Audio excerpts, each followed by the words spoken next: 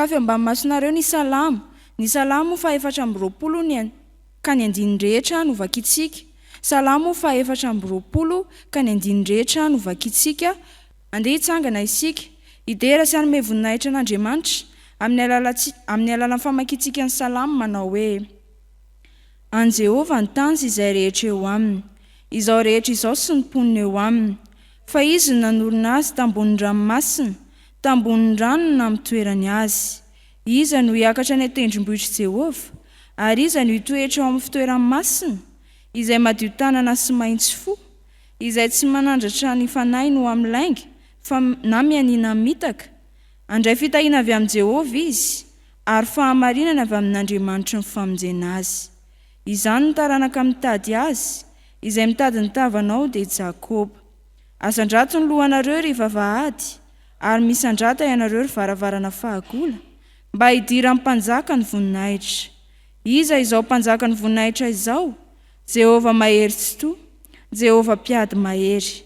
Asandrato ny lohanareo ry vavahady, ary manandrata ny lohanareo ry varavarana fahagola, mba hidira mpanjaka ny voninahitra. Iza ary izao mpanjaka ny voninahitra izao? Jehovah tompony maro, izy ny mpanjaka ny voninahitra. Amen. Hivavaka isika. Andriamanitra, Andriamanitra ianao, misaotra anao mideranao mankalaza manome voninahitra ny anaranao masina izahay. Misaotra anao izahay tamin'ny fahatsaranao izay nasehonao aminay isan'andro isan'andro. Misaotra anao izahay no ny amin'ny nivimbinanao anay ka tonga eto amin'izao tranonao masina izao indray amin'izao maraim-baovao izay natolotra ao anay izao. Misaotra anao izahay Tompo fa zavatra tsara foana ny nasehonao taminay, kanefa manoloana izany fahatsaranao izany dia zavatra ratsy no nasetrinay anao. Mangataka izay Tompo ny famindrampo ny famelan-keloka avy aminao. Sasao izay ho afaka amin'ny tsy fahamarinanay rehetra. Afao izay ho afaka amin'ny ratsy rehetra nataonay teo anatrehanao. Ary raha andray ny teninao izay Tompo, dia aoka fo madio ny andraisanay izany teninao izany. Ka atsiaro tokoa izay fa olona navelanao eloka eo ampandraisana ny hafatra izay tianao ampitaina aminay. Koa mitenena Tompo fa voninkaino izay mpanomponao. Amin'ny anaranao Jesosy, ilay tia sy mpamonjy anay. Amen.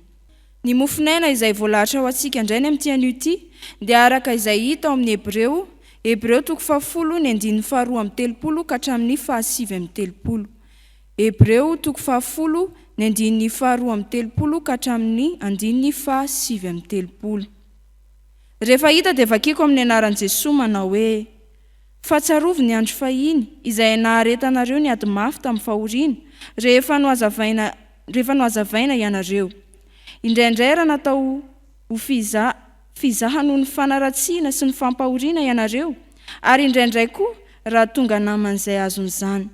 Fa sady niara-niaritra tamin'izay nifatotra anareo no nifaly raha norobaina ny fanananareo, satria fantatrareo fa ianareo dia manana fananana tsara lavitra sady maharitra.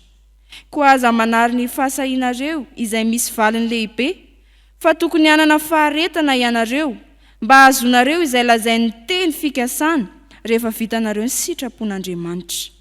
Fa rehefa afaka kelikely dia ho tonga ilay ho avy fa tsy taretrretra, ary ny oloko marina dia ho velon'ny finoana, fa raha miembotra izy dia tsy sitraky ny fanahigo. Fa isika tsy mba naman'izay miembotra ho amin'ny fahaverezana, fa naman'izay mino ho amin'ny famonjenan'ny fanahy. Amen. Ray masino, manamasinana ny fahamarinana, ny teninao fahamarinana. Amen. Ho aminareo ny fahasoavan'i Jesosy Kristy Tompontsika. Amen.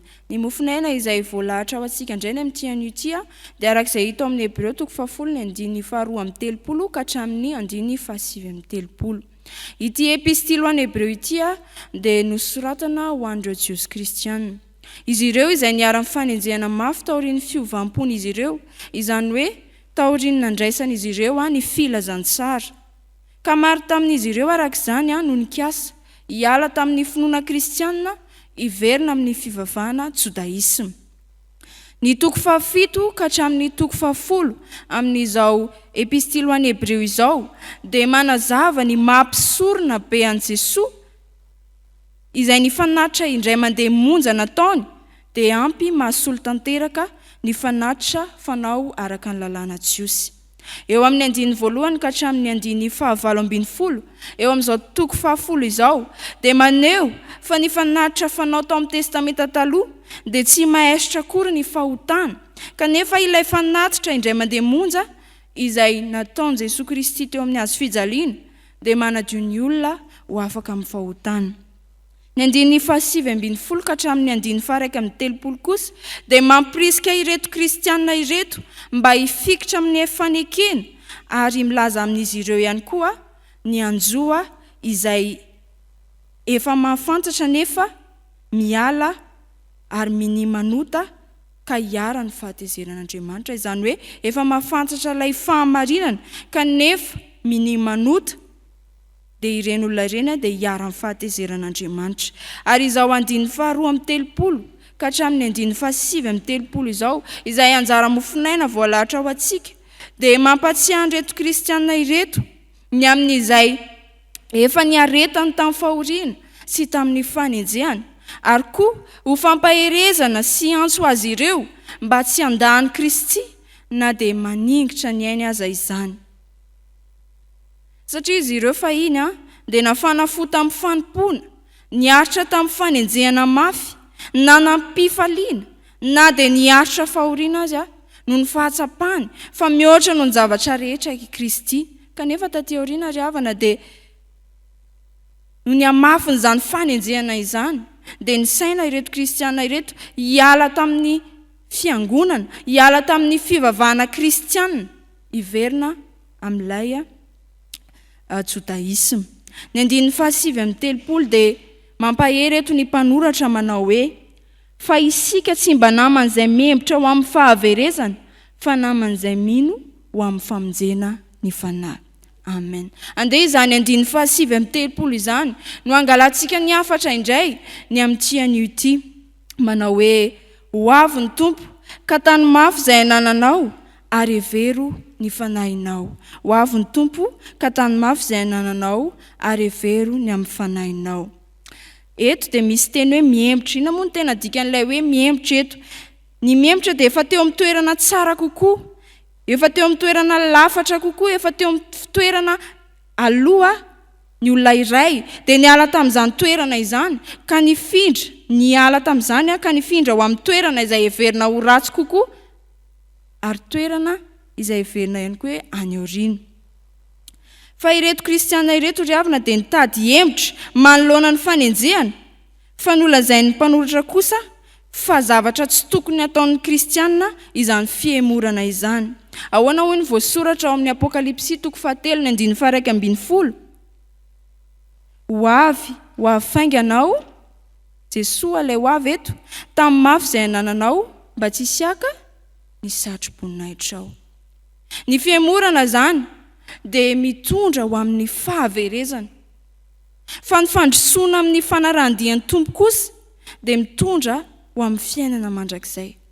Ary efa nomen'ny tompo ny kristianina izany finoana izany ka tokony ho tanany kristianina. Tsarovy Jesosy Kristy ry havana izay niaritra ny mafy, niaritra fanenjehana, niaritra Yesu latsa fijaliana noho ny amintsika, noho ny amin'ny fahotana izay vitantsika, kanefa n'izy ary tsy mba nanota ary tsy nitoeran'izany fahotana izany. Kanefa na dia teo aza izany rehetra izany dia tsy niala tamin'ny sitrapon'Andriamanitra i Jesosy Kristy. Koa nahoana re isika kristianina no tsy mba hanao tahaka izany koa? Amin'izao vanim-potoana iainantsika ankehitriny izao dia mety maro isika kristianina no hiara amin'ny fanenjehana mafy eny amin'ny fiarahamonina izay misy antsika eny ka mahatonga antsika ho ketraka ary mety hiafara mihitsy aza amin'ny fiemorantsika ara-panahy izany. Lasa kamo mivavaka, lasa kamo mamonjy fivorinana amin'ny sampana, lasa kamo mamaky soratra masina. Kanefa ny soratra masina eto ry havana dia manambara amintsika fa isika tsy mba namana izay membotra ho amin'ny fahaverezana. Tsarovy ny andro lasa izay efa niainantsika, Nanahoana isika tamin'ny lasa? Nazoto namaky Soratra Masina, mety nazoto ny vavaka, fa manahoana isika ankehitriny? Ka tany mafy ry havana ny finoana izay omeny Jesosy Kristy atsika. Fa fanontaniana mipetraka amintsika ihany koa dia ny hoe makaiza ny fanahintsika rehefa miala eto amin'izao tontolo izao isika. Hiara-paly amin'ireo izay mino ve? Hiara-paly amin'ireo mino ve mandrakizay sa hoe ho any amin'ny fitomana iny sy ny fikitrohany ny mandrakizay? Anjarantsika tsirairay avy mamaly izany fanontaniana izany. Fa io dia miankina amin'ny fomba fiainantsika eto amin'izao tontolo izao, eto amin'ity fiainana mandalo ity no hamantarana ny mandrakizay antsika. Koa miantso antsika ny tenin'Andriamanitra, aza manjehy ny andro lava, hoe mbola ela ny tompo vao avy, mbola ela zany andro iavian'ny tompo zany, fa evero ny amin'ny fanahintsika. Fa isika dia naman'izay mino ho amin'ny famonjena ny fanahy. Tany ny finoana aza miembotra, every ny fanahy mandrosoa hatrany amin'ny fanompona. Fa valosoa lehibe nomeny tompo atsika raha maharitra isika dia ny fiainana mandrakizay. Voninahitra dia ho an'Andriamanitra irery ihany, fa izany teny izany hamaka betsaka ny apotsika. Hivavaka isika. Misaotra anao izahay ny amin'ny teny izay nomenao nay indray tamin'ity anio ity, Tompo.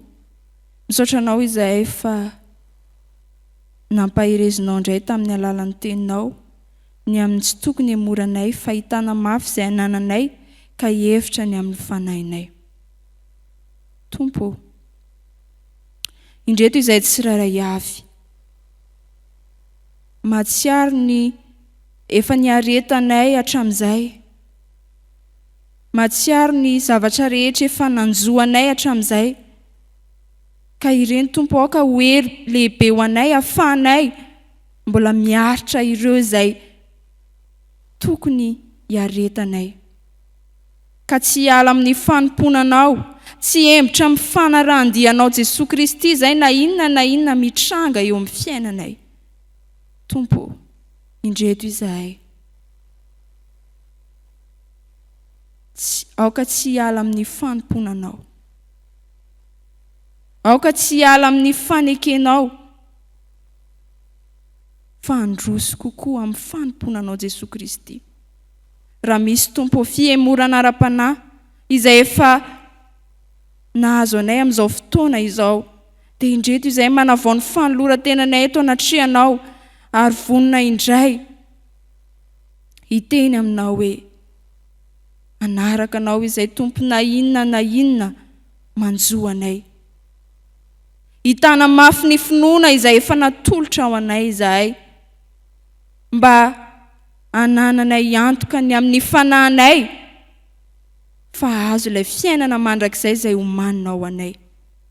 Tompo, miainoanay tsirairay avy amin'izao vavaka anatin'ny fanginana izao. Eny ry Tompo tianay, fantatray fa mihaino vavaka ianao. Ary efa nanolo tena teto anatrehanao izahay,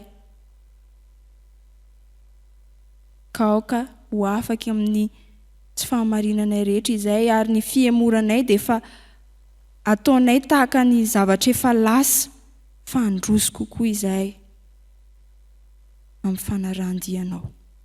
Mivavaka izahay ho an'ny fiangonanao manerana izao tontolo izao, izay mitory ny fahamarinana kanefa miaritra fanenjehana, miaritra Yesu, miaritra latsa noho ny amin'ny anaranao Jesosy Kristy. Aoka izy ireny Tompo atsapa fa ao aminao ny valim-potiany dia ilay fiainana mandrakizay izany. Ka na dia hiatra aminay fiangonana aza ny fahafatesana, dia mahatsiaro mahazo tombony izahay, satria ny teninao no zarainay, ny filazantsaranao no aparitakay. Tompo, aoka ny fiangonana tsy ho namana izay miembotra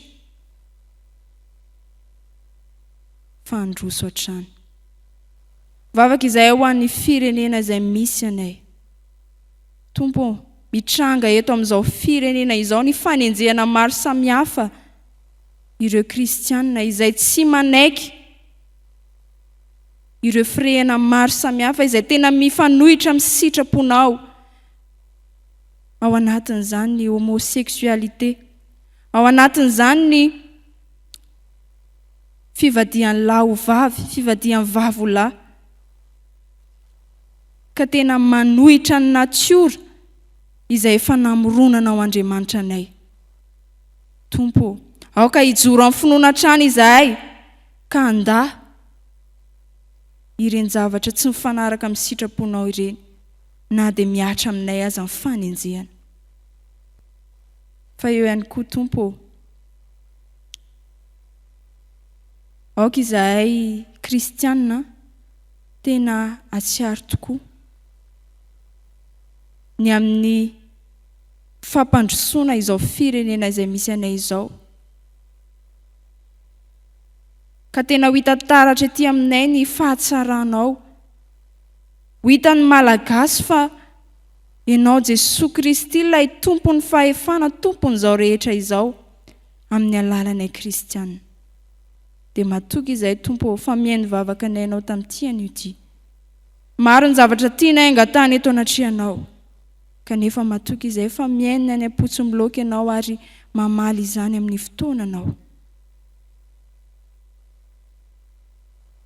Rainay ho izay ny an-danitra, ho masina ny anaranao, ho tonga ny fanjakanao, atao ny sitraponao ety an-tany tahaka ny any an-danitra. Ary mamelany elokay, tahaka ny amelanay izay neloka taminay. Ary aza mitondra anay amin'ny Fjkm-panahy, manafanay amin'ny ratsy, anao fanjakana sy ny hery, ary ny voninahitra mandrakizay. Amen. Raha iso finoana sy ny fanantenana ary ny Tsodrano izay atolotra ho anareo amin'ny anaran'i Jesosy Kristy Tompontsika manao hoe: ary Andriamanitry ny fahasoavana rehetra izay efa niantso anareo ho any amin'ny voninahiny mandrakizay ao amin'ny Kristy, rehefa niaritra fahoriana vetivety anareo, dia izy no hatanteraka sy ampiorina ary ampitoetra anareo ho azy aneny fanjakana mandrakizay. Amen. Petrarika amin'ny vavao anatin'ny Faingàna. Voninahitra dia ho an'Andriamanitra irery ihany, amin'ny anaran'ny Ray sy ny Zanaka ary ny Fanahy Masina. Amen.